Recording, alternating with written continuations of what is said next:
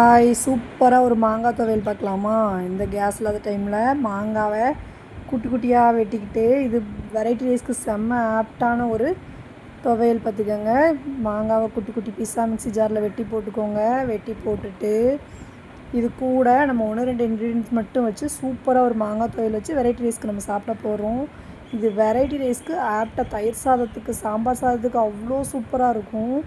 மாங்காவை நல்லா பொடுசாக வெட்டிக்கணும். வெட்டிக்கிட்டு இது கூட நம்ம போட போகிறது என்ன, தேங்காய், சீரகம், உப்பு இதெல்லாம் போட்டு மிக்ஸி ஜாரில் போட்டுக்கோங்க.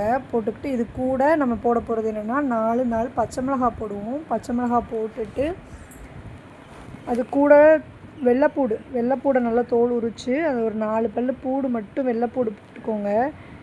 வெள்ளைப்பூடு போடும்போது நல்லாயிருக்கும், இந்த டேஸ்ட் நல்லாயிருக்கும்.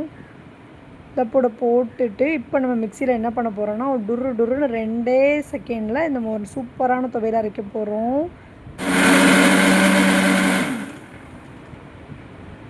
இப்போ இது கூட கொஞ்சோண்டு தண்ணி சேர்த்துக்கலாம். தண்ணி சேர்த்து அரைச்சிக்குவோம். தண்ணி சேர்த்து நல்லா மையாக அரைச்சிக்கலாம். சூப்பரான மாங்காய் துவையல் ரெடி.